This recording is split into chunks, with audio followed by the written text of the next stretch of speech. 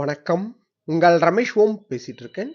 Thirumalai latest அப்டேட்னு பார்த்தோம்னா, சர்வதர்ஷனத்துக்கு வர்ற பக்தர்கள் மேக்ஸிமம் சர்வதர்ஷனம் டோக்கன் வாங்கிக்கிட்டு போறதுக்கு பிளான் பண்ணிக்கோங்க. இப்போ ஒரு 4-5 டேஸா பார்த்தோம்னா, கிரவுட் அதிகமா தான் இருக்கு. இன்னைக்கு ஸ்டேட்டஸ் கூட திருமலால கிரவுட் அதிகமா இருந்தது.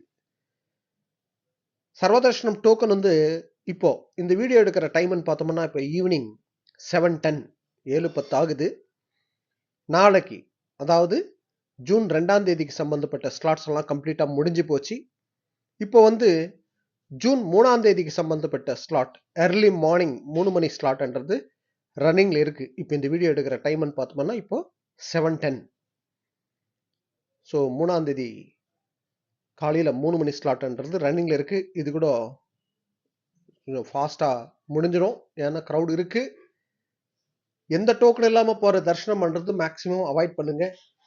நேத்து கூட பார்த்தோம்னா, அதாவது எந்த டோக்கன் இல்லாம போற பக்தர்களுக்காக தரிசனம் பண்றது 18லிருந்து 20 மணி நேரம் வரைக்கும் ஆயிருக்கு நேத்து வந்து அதாவது மே 31ஆம் தேதி நேத்து திருமலா ஸ்ரீவாரி தரிசனம் பண்ண டோட்டல் பக்தர்களோட கவுண்ட்னு பார்த்தோம்னா 95,000.